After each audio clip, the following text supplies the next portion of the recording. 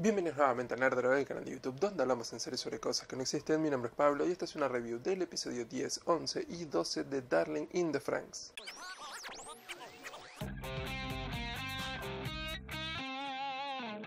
Tanto el episodio 10 como el 11 trataron de replicar un poco la estructura y el esquema del episodio 9, donde tomábamos a un personaje y nos enfocábamos en tratar de darle un poco de desarrollo, un poco de dimensionalidad, algo de personalidad para que sea más memorable, para que tenga más singularidad que lo que habíamos visto hasta ahora de parte de muchos de ellos. Sí debo destacar que la mayor parte de estos personajes que están recibiendo el foco de atención son los personajes masculinos: Goro, Mitsuru, Sorome, Hiro por supuesto, obviamente, y son personajes masculinos de quienes solamente vemos las relaciones con los personajes femeninos, y estos personajes femeninos pasan a ser herramientas como para avanzar la trama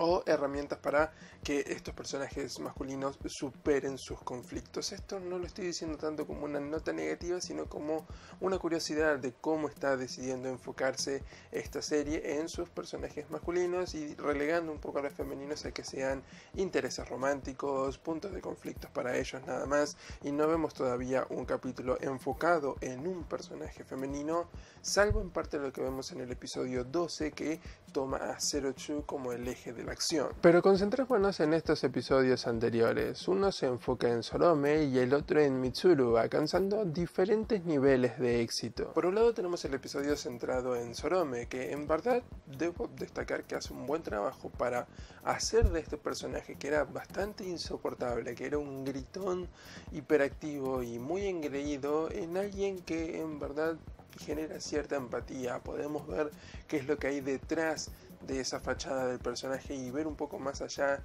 de esa superficialidad que le estaban mostrando hasta el momento, y al mismo tiempo hicieron un buen trabajo para combinar este desarrollo del personaje, no crecimiento sino más bien develación para la audiencia, con un poco de exploración del mundo y de la sociedad, que es algo que en verdad esta serie viene necesitando. Este es un mundo con mucho potencial, muy interesante, y no podemos no explorarlo. El episodio se las ingenia para mostrarnos que este chico está desesperado por la aprobación de los mayores y en búsqueda de esa figura paterna o materna que pueda darle esa aprobación y esa familia que necesita. Al mismo tiempo vemos muchas cosas interesantes sobre los adultos y su estilo de vida, de una manera muy orgánica que tiene esto para explicarnos más sobre el mundo, aspecto que tanto necesitamos explorar. Ahora, el episodio centrado en Mitsuru en verdad para mí no logra estar a esa misma altura y no puede, por más que lo intenta, darle algo de dimensionalidad a este personaje tan estereotipado. Sí, Mitsuru al final del capítulo logra crecer y tiene un cambio de actitud, pero no se sintió para nada ganado. Además, la motivación de este personaje me parece muy tirada de los pelos, es decir, el conflicto que él tiene con Hiro y cómo esto nació me parece muy poco creíble, y eso en lo que termina resultando es que al ser este acontecimiento una especie de ancla de su personalidad, un punto que lo cambió y no resultar creíble, no resultar convincente, entonces hace que todo su desarrollo se sienta un poco barato y que parezca un personaje que simplemente es así porque conviene que sea así, y trataron de justificarlo de alguna manera, pero no pudieron encontrar una motivación mucho mejor desarrollada. Asimismo, la resolución general de sus problemas de confianza se sienten acelerados, y eso en parte es uno de los riesgos de este desarrollo episódico, como así también el hecho de que si bien estos capítulos muestran un enfoque muy aislado, el crecimiento y acontecimiento que giran en torno a estos personajes parece ser ignorado en los siguientes. Se crean como bolsillos de atención, como si fuera simplemente una burbuja que en este momento tiene relevancia, pero luego cuando vemos el gran panorama pierde nitidez y se pierde todo el significado de ese crecimiento o de ese enfoque que vimos sobre los personajes, como por ejemplo lo que pasó con Ichigo y Goro, que sí es mencionado, pero muy al pasar, no es algo que tenga todavía la relevancia que para mí debería tener en consecuencia a lo que vimos. Es decir, yo sé que seguramente en algún episodio futuro este tema va a volver a salir y quizás con más fuerza, pero me parece que era necesario tomarlo de inmediato, es decir, este acontecimiento pasó al final del 9º episodio, en el 10º y en el 11º todavía se tiene que cargar porque es un arco de desarrollo lo que estamos viendo y no puede ser simplemente obviado por 2 episodios o 3 o los que sean para luego volver a tomarlo cuando sea conveniente para la trama, y eso también siento que está pasando con el episodio enfocado en Mitsuru, con el episodio enfocado en Sorome, es decir, son bolsillos de atención que luego se olvidan, de la misma manera que había ocurrido ya en el pasado cuando cuando Mitsuru, siempre los confundo los nombres, cuando Mitsuru había tenido ese arranque de histeria cuando piloteó con Zero-Two. Eso ocurrió y luego el tema nunca volvió a ser tratado, más con el tipo de diálogo que el personaje dijo, con el tipo de actitud que tuvo, eso quedó obviado, reservado ahí y nunca más fue tocado el tema. Eso para mí no es lo más conveniente porque necesitamos desarrollar el arco de estos personajes. Y esto genera una sensación de narrativa que emparcha, que muestra y se enfoca solamente en lo que es necesario para la trama. Y con esto no me refiero a una narrativa precisa que no muestra más de lo que necesita, sino a una narrativa que ignora todos los demás hilos argumentales para mostrar solo lo que está frente a nuestras narices. Como en cierta parte ocurre en el episodio 12, donde los conflictos de Zero-Two y su lado más monstruoso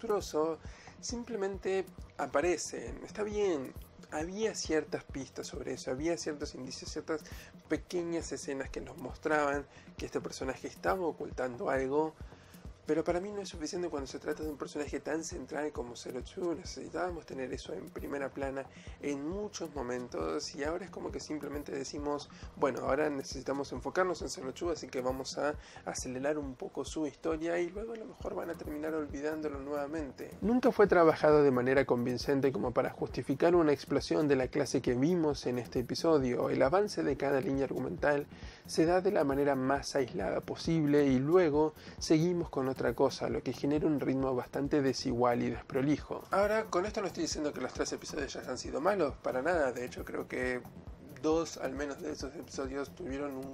un muy buen desarrollo, hicieron un gran trabajo en avanzar la trama, avanzar el mundo, avanzar a los personajes y alejarnos un poco más de las peores facetas de Darling in the Franxx y concentrarnos en las mejores y en el potencial que tiene hacia el futuro. Esta es una serie que todavía para mí no logra escapar del cliché y no logra escapar de los estereotipos y de ser por ahora bastante pero lo que estamos viendo ahora creo que tiene el potencial para hacerse mucho más interesante y para poder explorar algunas cosas que tengan más peso y más significado. Creo que ya es muy difícil que volvamos a las peores instancias de Darling in the Franxx y creo que de aquí en adelante solamente podemos crecer. Aprendemos un poco sobre la sociedad y las demás personas que viven allí, propusieron una conexión entre pistilos, Kokoro mostró algo más de personalidad, se mejora la propuesta sobre cómo los chicos son herramientas en esta sociedad y Zero-Two vuelve a tomar cierto foco de interés y empieza a mostrar, si bien de una manera un tanto cliché,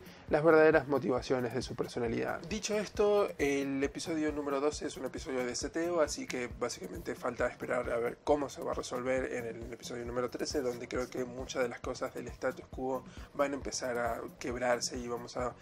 tomar una dirección mucho más encaminada hacia un final en esta historia, porque es básicamente la estructura que sigue en este tipo de historias. Además, ya estos últimos episodios lo que hacían eran plantearnos un status quo para luego darlo vuelta de cabeza, así que eso es seguramente lo que vamos a ver en los siguientes capítulos. Pero bueno, como siempre les digo, eso no es nada más que mi opinión. ¿Ustedes qué me dicen? ¿Ya vieron los nuevos episodios de Darling in the Franxx? ¿Qué les parecieron? Cualquiera sea su comentario, déjenlo en la sección de abajo. Y si quieren estar al tanto de todas nuestras novedades, simplemente tienen que hacer clic acá o clic en cualquiera de los videos que aparecen en pantalla para seguir viendo más contenido del canal. Desde Nerdro los saludamos y como siempre, que tengan buena semana.